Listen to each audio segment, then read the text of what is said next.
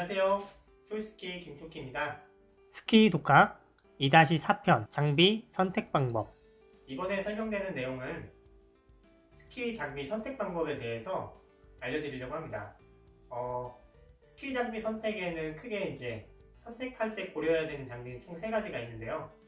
그 중에 하나가 폴이 있고요. 그리고 스키가 있습니다. 마지막으로 스키 부츠가 있죠. 가장 간단한 것부터 설명을 먼저 시작하도록 할게요. 폴에는 이렇게 2가지 종류를 제가 지금 가지고 왔는데, 하나는 길이 조절이 안 되는 형태의 폴이고요. 하나는 길이 조절이 가능한 폴이에요. 이거는 뭐 성능적인 문제라기보다는 편의성에 대한 고민을 좀 하시면서 선택하시면 되는데요. 본인이 폴의 길이를 항상 같게 스키를 탄다고 하시면은, 혹은 그 정도의 스킬만을 구사하신다면은 길이 조절 없이 본인 키에 맞는 폴을 사용하시면 되고요. 본인이 롱턴이나 숏턴을 할 때 길이 조절이 매번 필요하다, 그러면 폴을 이렇게 2가지를 가지고 다니기는 굉장히 불편합니다. 그래서 이와 같이 길이 조절이 실제로 가능한 이런 폴을 가지고 짧은 턴을 할 때는 짧게 쓰고 긴 턴을 할 때는 이렇게 길게 타는 형태로 맞추어서 쓰면 될 것 같습니다. 그래서 폴에서 선택할 기준은 이 길이 조절이 핵심인 것 같고요. 폴 설명은 이걸로 마치도록 하겠습니다.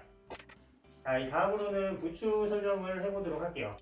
부츠는 대부분 다 비슷하게 생겼지만은 중요하게 알아야 될 것은 플렉스입니다. 플렉스는 강도를 얘기하는데, 강도는 이 플라스틱으로 만들어진 이 아웃쉘이 부드러운 플라스틱이 있고 딱딱한 플라스틱이 있는데요. 상급자로 갈수록 이 부츠를 딱딱하게 신는 편이고요. 초급자일수록 부츠를 약하게 신는 편입니다. 그러면 부츠가 강하고 약하고의 차이 때문에 어떤 일이 생기는지를 말씀드리면 편할 것 같아요. 부츠를 신었다는 가정하에서 약한 부츠를 신게 되면은 이렇게 지금 제 발목이 구부러지는 게 보이시죠? 약한 부츠를 신었을 때는 이 현상이 아주 잘 일어나게 됩니다. 근데 강한 부츠를 신었을 때는 이렇게 잘 구부러지는 현상이 있기보다는 아무리 내가 누르려고 해도 일정 범위 이상 구부러지지가 않는 현상이 일어나는 게 이제 강한 부츠예요. 자, 그러면 이 구부러지는 현상이 초급자에는 일어나고 상급자에는 덜 일어나는 차이가 생기는 건데요. 초급자 같은 경우는 이 운동성이라는 거를 이용해서 본인의 스키 탈 때 필요한 근력을 향상시켜야 돼요. 그러려면은 좀 전에 보여줬듯이 이와 같이 근육의 수축과 이완이 제법 잘 일어나는 상태의 부츠를 신어야지만이 이 근육이 수축과 이완을 반복하면서 발달이 되기 시작하죠. 이렇게 해서 근력이 잘 발달되게 되면은 스키 탈 때 필요한 근력이 발달됨으로 인해서 실력 향상에 도움이 되게 됩니다. 근데 본인의 실력은 이제 막 배우는 단계인데 부츠를 상급자용 부츠를 신어서 그 덕에 강한 부츠를 신어버렸어요. 그럼 어떻게 되겠어요? 실제로 이 관절이 움직이는 범위가 굉장히 좁아지게 되고 실제로 근력이 향상되는 속도가 느려지게 되겠죠. 실력 향상에 좀 더딘 현상을 불러일으킬 수가 있어요. 단 예외적인 부분이 있다면은 신체가 근력 자체가 워낙에 크신 분들이 있어요.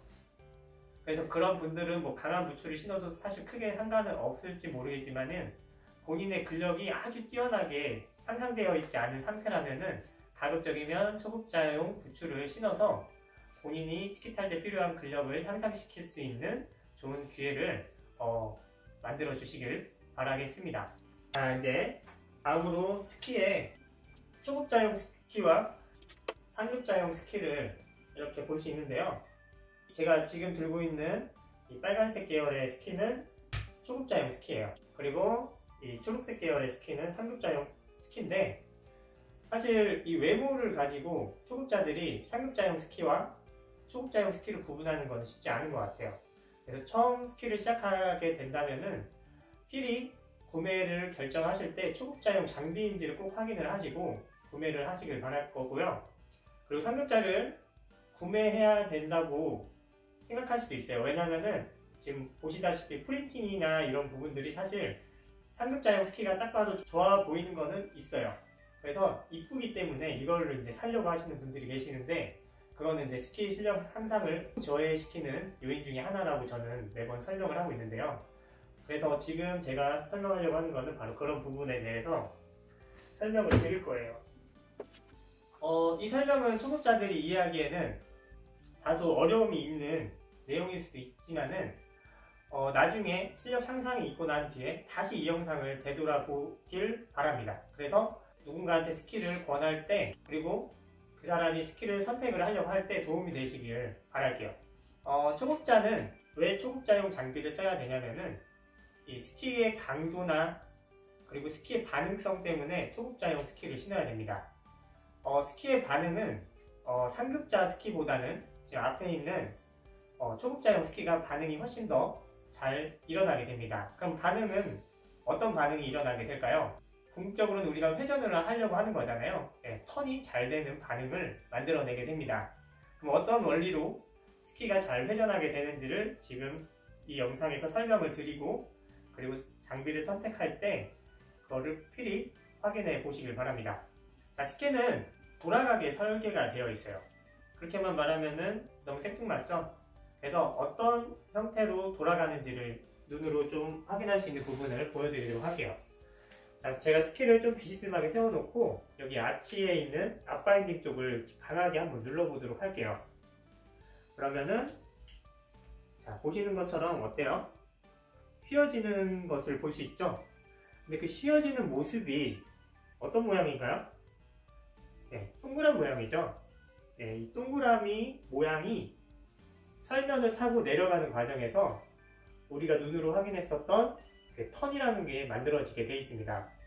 그래서 이 휘어진 모습대로 스키가 회전한다고 보시면 되고요. 그리고 스키가 회전하는 데 도움이 되는 역할을 하는 게 가까이서 보면 또 볼 수가 있어요. 이게 스키가 온전히 일자가 아니라 여기가 넓은 둥근 모양이 있고 여기가 좁은 둥근 모양이 있죠.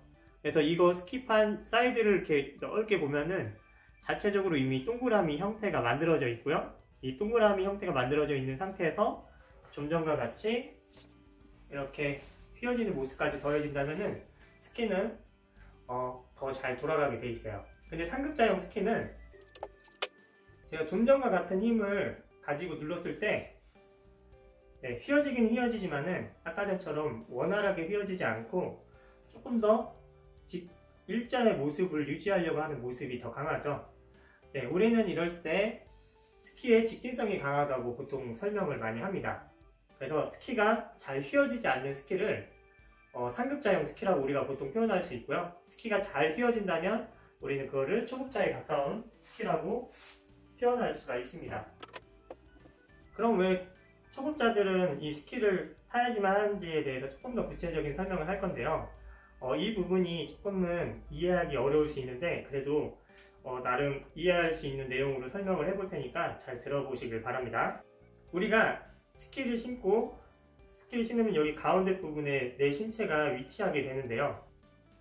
스키를 신으면 부츠가 있는 위치부터 이제 스키가 휘어지게 되는데 그 휘어지는 원인은 바로 내 신체의 무게가 이쪽에 더해지기 때문에 스키가 이렇게 휘어지게 됩니다. 자, 근데 우린 스키는 한 짝이 아니라 보통 두 짝을 가지고 타잖아요. 이렇게 스키를 신었다는 가정하에 신체 모션을 가지고 제가 이 무게 이동이라는 걸 표현을 잠깐 해보도록 할게요. 자, 제가 지금 상체를 움직여 볼 건데 어떤 식으로 움직이냐면은 한쪽 스키에 가깝게 상체를 제가 기울였어요. 그죠? 지금 제가 손을 높게 짚고 있는 이 스키가 무거워졌을까요? 아니면 지금 손가락 움직이고 있는 스키가 무거워졌을까요? 상식적으로 생각해보면은 과반수 이상의 체중이 이 스키에 좀 더 실려 있을 거예요. 그죠? 그러면 스키는 아까 전에 힘이 가해지면은 혹은 무게가 가해지면은 휘어짐이 생기는데 어떤 스키가 좀 더 동그란 모양을 하고 있을까요? 그렇죠. 얘가 조금 더 동그란 모양을 하고 있겠죠? 그래서 스키는 어떤 일이 만들어져요? 높은 곳에서 낮은 곳으로 이동하는 동안에 턴이라는 것을 자연히 만들어지게 됩니다. 턴을 만들어지는데 지금 제가 들고 있는 이 상급자용 스키를 가지고 좀 전과 같은 이런 동작을 하게 되면은 초급자용 스키에 비해서 스키는 덜 휘어지게 돼 있어요. 그럼 어떻게 돼요? 턴이 빨리 만들어져요? 늦게 만들어져요? 네, 턴이 늦게 만들어지죠? 그러면은 한참이나 내려간 이후에 턴이 만들어지거나 혹은 턴이 만들어지되 옅은 턴을 만들어내기 때문에 속도를 조절하는 시간이 굉장히 느려지겠죠. 속도를 조절하는 그 순간이 느려지기 때문에 스키는 충분히 빨라진 상태가 되어 있을 가능성이 많죠. 그러면 우리는 어떤 오해를 하겠어요? 체중 이동을 했음에도 불구하고 턴이 되지 않네라는 오해를 하게 됩니다. 그 오해를 하게 되면 어떻게 돼요? 내가 스키를 잘못 배웠다고 생각했을 가능성이 굉장히 많습니다. 근데 초급자용 스키를 가지고 똑같은 동작, 이렇게 체중 이동을 하게 되면은 내가 작은 체중만 과반수 이상으로 넘겨도 스키는 곧장 반응하기 때문에 턴이라는 게 바로 만들어지게 됩니다. 그래서 내가 조금의 체중만 오른쪽 혹은 왼쪽으로 이동시키게 된다 하더라도 스키가 턴이라는 모습으로 표현이 되었기 때문에 내가 스키의 기술을 잘 배웠구나. 그러면 조금 더 많은 체중을 넘기면 또 어떤 반응이 일어날까를 이제 연계해서 내 본인의 스키 실력 향상을 이뤄낼 수 있는데, 이 상급자용 스키로 처음에 그와 같은 과정을 겪게 되면은 운이 좋으면 많은 체중을 넘김으로 인해서 턴을 빨리 유도할 수 있었겠지만은 운이 나쁘면 적은 체중을 이동하고 스키 반응을 잘 이끌어내지 못한 상태가 되었기 때문에 스키 내가 잘못 배웠다 이렇게 생각할 수 있는 일도 일어나게 됩니다. 그렇기 때문에 가급적이면 초급자들은 혹은 스키를 처음 배우시는 분들은 필히 초급자용 스키를 신어주시면 감사하겠습니다. 마찬가지로 스키와 부츠는 한 세트라서 스키가 초급자용 스키라면은 부츠 역시 초급자용 부츠, 즉 플렉스가 좀 낮은 부츠를 신어야지 스키하고 부츠와의 궁합이 잘 맞습니다. 마찬가지로 이제 실력이 향상됨으로 인해서 스키가 상급자용 스키로 바뀐다면은 똑같이 스키 부츠의 플렉스 역시 좀 더 높은 상태의 부츠를 선택해서 스키와 부츠의 궁합을 알맞게 선택해 주시면 본인 스키 실력에 맞는 스키 실력 향상을 좀 더 잘 이끌어낼 수가 있을 것 같습니다. 자, 그래서 오늘은 이렇게 해서 스키 장비 선택 방법에 대해서 설명을 드렸고요. 돌아오는 스키 시즌 다들 안전하고 유익한 시즌 맞이하시길 바라고요. 항상 만족할 만한 스킹 하시길 바랍니다. 감사합니다.